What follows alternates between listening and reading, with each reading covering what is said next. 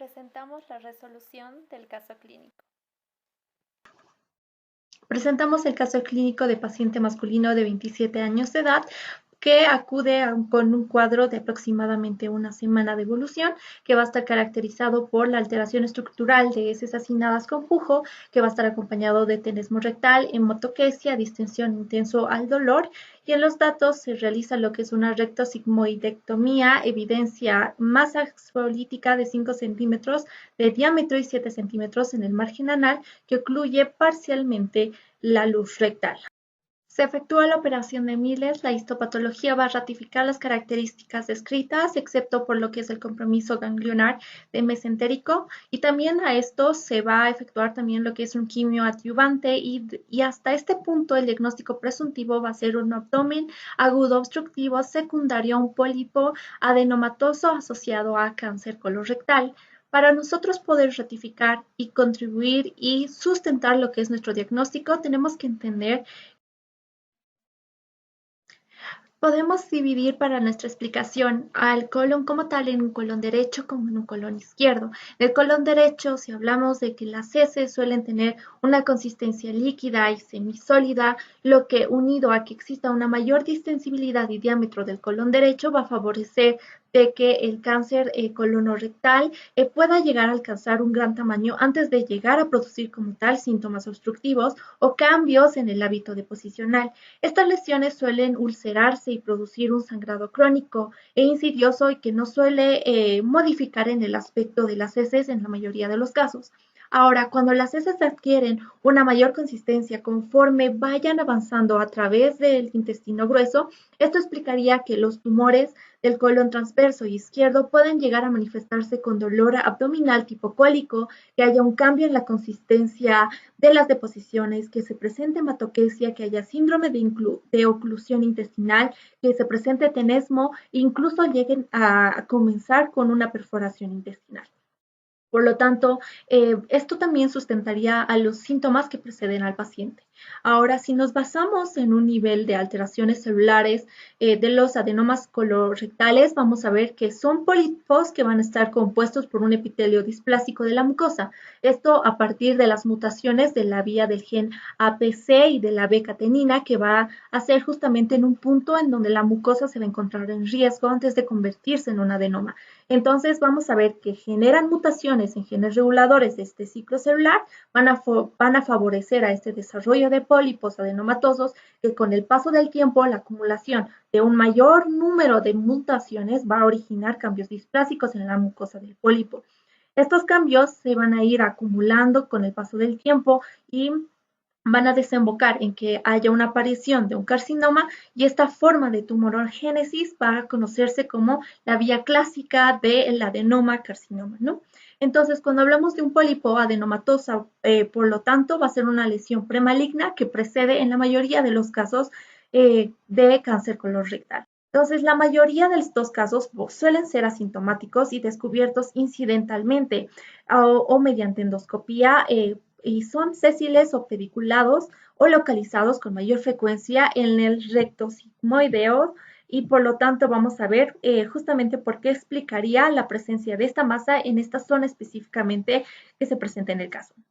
Ahora, vamos a entender que se puede llegar a presentar en diferentes formas. Un adenoma puede ser tubular, velloso o tubovelloso, ¿no? También va a ser importante diferenciar, ya que si existe un estado de proinflamatorio de la mucosa, también puede llegar a causar la aparición de pseudoquistes, y que esto sea un factor de riesgo para que se presente como tal un cáncer colorectal. ¿Por qué? Porque refleja mayor incidencia en sujetos que presentan enfermedades inflamatorias intestinales, que sería importante para la diferenciación. Un ejemplo sería la colitis ulcerativa o la enfermedad de Crohn. Continuando con la epidemiología del cáncer colorectal, a nivel mundial va a ser el tercer tipo de cáncer que se diagnostica, abarcando a más de 1 millón de personas. En los años 2014 hasta 2018, la incidencia aumentó de 1.5% cada año. En el 2020 se reporta que es la segunda causa de muerte principal, abarcando de 915.880 personas fallecidas. Para el Cáncer de colon, la tasa de supervivencia general a los 5 años es de 64%. Si se diagnostica en un estadio localizado, abarca el 91%, si va a ser diseminado, abarca el 72% y si va a ser diseminado total, el 14%. Para el cáncer de recto, la tasa de supervivencia general a 5 años es de 67%. Si se diagnostica en un estadio localizado, abarca el 90%, si es regional, el 73% y si es diseminado total, el 17%. Hablando de Sudamérica, ocupa el tercer lugar entre los tipos de cáncer con mayor incidencia en América Latina y el Caribe, pues se registran más de 1.93 millones de casos, tanto en hombres como en mujeres. Este va a ser el cuarto cáncer más común en la región de las Américas. Cada año se reporta 240,000 nuevos casos y 112,000 defunciones.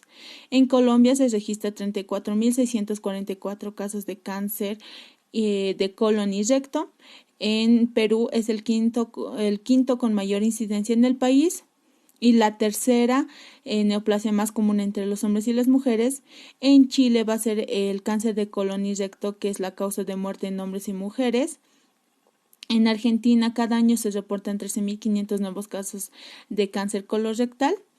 Y hablando a nivel Bolivia, de acuerdo con los datos de Globocan, en Bolivia la tasa estimada de cáncer colorectal es de 9.1 por cada 10,000 habitantes de ambos sexos. Y coloca a nuestro país en una incidencia intermedia en América Latina y el Caribe.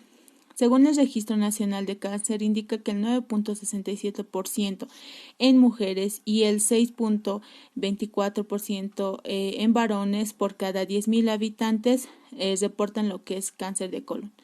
Es decir, que se encuentra dentro de los 10 tipos de cáncer más frecuentes en ambos sexos. Hablando acerca de la epidemiología de la metástasis, alrededor del 25% de los pacientes con cáncer colorectal desarrolla enfermedad metastásica, es decir, que el 60% de los pacientes con el diagnóstico de cáncer colorectal desarrollan una metástasis en algún momento de su vida, ya que el hígado va a ser el que va a ocupar el primer lugar más común de metástasis. La mayoría de estos pacientes, casi el 83%, no presentan metástasis en el momento del diagnóstico, ya que lo van desarrollando los primeros 3 años tras el diagnóstico. Son más propensos a desarrollarlo en estadios avanzados de la enfermedad o los que tienen tumores en el colon descendente o en el recto. La supervivencia global a los 5 años de los pacientes con metástasis hepáticas es del 38% y de un 26% a 10 años. Dentro de los factores de riesgo vamos a tener factores internos como los genéticos, como las mutaciones del gen APC, el historial personal del paciente, la colitis ulcerosa y la enfermedad de Crohn. También tenemos factores externos que están compuestos por el estilo de vida y las comorbilidades. Dentro de los estilos de vida vemos el consumo de grasas, carnes rojas, embutido, tabaco, el consumo de alcohol, el consumo de café, el estrés, la falta de actividad física. Y dentro de las comorbilidades vamos a tener la obesidad y la diabetes. Continuando con lo que va a ser la clasificación y la clínica vamos a tener que en esta la clasificación va a ser la TNM. Dentro de lo que va a ser la TNM, la T vamos a ver que va a ser un tumor primario, representa a eso. La N va a representar a los linfonodos regionales como tal y la M va a presentar a la metástasis a distancia. Dentro de la T vamos a tener que estas se van a subdividir también en grupos pequeños, en las cuales en esta vamos a tener lo que va a ser la TX, que esta va a ser un tumor primario no evaluable como tal. También vamos a tener que en esta va a estar la T0, que en esta no va a haber una evidencia de tumor primario. En la TIS vamos a ver que esa va a ser conocido como el carcinoma in situ, que esta va a estar confirmado a la parte más superficial de lo que va a ser la mucosa. Y esta no va a traspasar ninguna capa como tal. Dentro de la T1 vamos a ver que esta va a ser un tumor que va a invadir lo que va a ser la submucosa. En la T2 vamos a tener que esto va a ser un tumor que va a invadir, más bien dicho, la muscularis propia. Dentro de la T3 vamos a tener que este va a ser un tumor que va a llegar hasta la serosa o a los tejidos grasos perinatales. Dentro de lo que va a ser la T4A vamos a tener que este va a ser un tumor que va a penetrar la superficie del peritoneo visceral. Dentro de la T4B vamos a tener que este va a ser un tumor que va a invadir o se va a adherir a un órgano o estructuras como tal, ya subyacente como tal.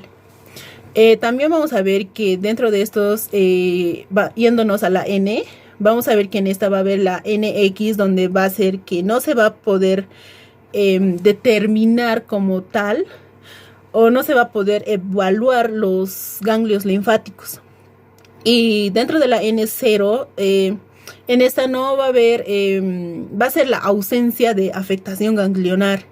En la TN1 vamos a ver que va a haber un compromiso de 1 a 3 linfonodos. En la N1A vamos a tener que en esta va a haber un compromiso de un linfonodo. En la TN1B vamos a tener un compromiso de 2 a 3 linfonodos. En la N1C vamos a tener un depósito tumoral. Esto ya puede ser en el mesenterio, en la subserosa, en los tejidos pericólicos o perirectal. Esto ya va a estar, no va a estar cubierto como tal por el peritoneo. En la N2 vamos a tener que en esta va a haber compromiso de 4 o más linfonodos. En la N2A vamos a tener que va a haber un compromiso de 4 a 6 linfonodos. En la N2B vamos a tener que va a haber un compromiso de 7 o más linfonodos como tal. Dentro de lo que va a ser la metástasis a distancia, en la M, vamos a ver que en esta va a estar la M0, en la que en esta no va a existir metástasis a distancia. En la M1 esto va a ser esto sí ya va a haber una metástasis a distancia.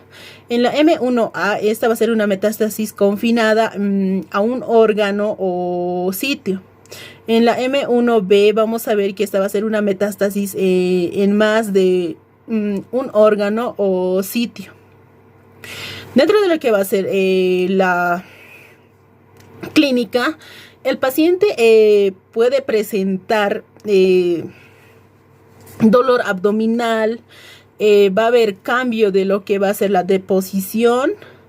En ocasiones también en el paciente puede presentar una pérdida de peso, pérdida de apetito, cansancio o en ocasiones el cáncer se va a manifestar, esta se va a manifestar por la existencia de lo que va a ser la anemia ferropénica, por esto ya por pérdidas digestivas como tal. Bueno, para el diagnóstico del cáncer de colon vamos a tomar en cuenta que el cáncer va a ser asintomático, pero sin embargo se va a diagnosticar cuando ya esté en un estadio más avanzado. En el primer capítulo que vamos a tomar en cuenta va a ser los antecedentes médicos, ya sean familiares o personales de haber tenido cáncer posteriormente. En el examen físico vamos a tomar en cuenta lo que es la palpación del recto, en el cual nos va a permitir explorar el recto, al igual que palpar las posibles alteraciones. Luego vamos a tomar en cuenta los exámenes de laboratorio, los cuales vamos a tener los exámenes de sangre y las heces. En los exámenes de sangre nos van a ayudar a detectar los niveles de los marcadores tumorales, que van a ser más usados el CA y el K19.9.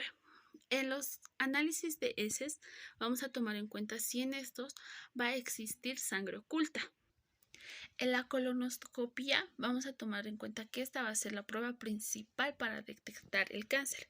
Esta nos va a permitir sacar una biopsia o resecar un pólipo, pero vamos a tomar en cuenta que este pólipo no sea muy grande.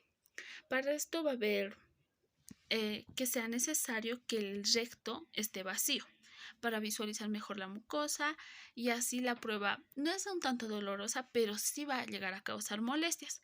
Como podemos ver ahí en la imagen, le están haciendo el examen. La persona tiene que estar de costado con las rodillas a la rectura de la cadera, y ahí va a estar el endoscopio y se va a proceder a ingresar por el intestino grueso, en el cual se va a poder ver en el monitor. Posterior a esto, si en este examen se va a detectar alguna sospecha o va a haber alguna lesión, se va a proceder a hacer la biopsia. Ya bien sabemos que la biopsia es la extracción de un pedazo para el posterior estudio. En este caso, en el momento de que el médico esté viendo que hay una lesión, se va a extraer una biopsia en la cual se va a estudiar su anatomopatología. El análisis va a ser microscópico, que este nos va a ayudar a tener un diagnóstico más certero. Vamos a tener otros estudios que van a ser la tomografía axial computarizada. En este principalmente nos va a ayudar a permitir localizar el tumor y si se ha diseminado a los pulmones, lo que más vamos a conocer como la metástasis. También vamos a tener el enema de bario de doble contraste. Este se va a hacer con bario y aire. El bario va a ser una sustancia caliza, que se va a adherir a las paredes del colon y los rayos X no van a poder atravesar el bario. Por este motivo vamos a ver si existe alguna anormalidad en las paredes del colon. En el estudio más conocido que vamos a tener para otras enfermedades, en este caso igual se va a usar los rayos X, pero en este caso solo nos va a servir para ver si el cáncer de colon ha hecho su metástasis ya sea a pulmones o a otro órgano. En la ecografía abdominal o abdominopélvica, estas van a ser ultrasonidos que nos van a ayudar a ver si se ha extendido también a hígado, si hay líquidos o masas en abdomen o en la pelvis. Pero como el mejor estudio vamos a tener que va a ser catalogado como la resonancia magnética. Esta va a ser una prueba de imagen que nos va a ayudar a ver los campos magnéticos. Esta van a producir imágenes muy detalladas del cuerpo, lo cual nos va a ayudar a ver si hay una metástasis en hígado o en otros órganos más cercanos. Básicamente esos van a ser todos los estudios, los cuales van a ser precisos y nos van a ayudar a un buen diagnóstico para el cáncer de colon. Diagnóstico definitivo. Bien, ahora vamos a hablar del diagnóstico al cual se llegó según el caso clínico y la revisión. Con la revisión que se le pudo realizar al paciente correlacionando las manifestaciones clínicas, como ser principalmente las alteraciones estructurales de las heces, las cintadas, van a llegar a tener como lo que se pudo ver, compujo, va a llegar a tener lo que es tenesmo rectal, hematoquesia, distensión e intenso dolor abdominal de tipo cólico al tacto rectal. Se ha llegado a observar de que también ha habido una masa dura, multilobulada, sangrante y también según el examen físico, como también los exámenes complementarios. Se ha llegado a ver de que el paciente ha podido tener lo que es una metástasis hepática secundaria a cáncer colorectal. A la vez, como se ha podido observar en el caso clínico, en el paciente se le volvió a realizar lo que es una prueba de biomarcadores, en la cual volvió a salir positiva. Es por ello que llegamos a considerar lo que es el diagnóstico. Ahora, vamos a hablar sobre lo que es el diagnóstico, la metástasis hepática secundaria a cáncer colorectal. Principalmente hablaremos sobre lo que es la metástasis hepática. Este va a llegar a ser un tumor en el hígado como consecuencia de las diseminaciones de un tumor primario que va a llegar a estar en la localización extrahepática. Va a constituir lo que es el tumor más común en hígado, siendo la más frecuente también la del colorectal, del cáncer colorectal. Si hablamos ahora sobre lo que es el carcinoma colorectal, vamos a llegar a observar de que el carcinoma colorectal va a llegar a ser una neoplasia que va a llegar a afectar al colon y al recto, que va a llegar a estar caracterizado por la aparición de renocarcinomas en la mucosa. ¿Esto cómo? Van a llegar a evolucionar a partir de un pólipo que va a llegar a ser por la acumulación de mutaciones y se va a tratar de la afección maligna, más común que se puede llegar a observar de lo que es el tubo digestivo. Como bien se ha podido observar en el paciente, llegó a fallecer. Hubo un deceso en el caso clínico, en lo cual vamos a ver que su epidemiología del cáncer colorectal la supervivencia de estos pacientes a 5 años va a llegar a ser más disminuida. La supervivencia de estos pacientes no va a llegar a ser muy probable. Si vamos a hablar sobre lo que es este cáncer colorectal, generalmente se va a desarrollar, como bien dijimos, a partir de pequeños crecimientos no cancerosos benignos, llamados pólipos, que se van a extender lo que es del revestimiento de las paredes del intestino. Ahora, algunos pólipos se van a llegar a volver lo que es cancerosos, malignos con el tiempo. Si el cáncer no va a llegar a ser tratado, puede crecer a través de la pared del intestino y propagarse a otras partes del cuerpo. Y hablando sobre este cáncer colorectal, se va a llegar a originar cuando las células sanas del revestimiento interno del colon o del recto van a llegar a cambiar y van a crecer sin control. Van a formar lo que es una masa denominada tumor. Ahora, como bien sabemos, un tumor puede llegar a ser canceroso o benigno. Un tumor canceroso va a llegar a ser maligno, como bien hemos podido observar en el caso. Esto significa que puede crecer y diseminarse a otras partes del cuerpo. Es por ello que puede llegar a provocar también lo que es la metástasis hepática en el paciente.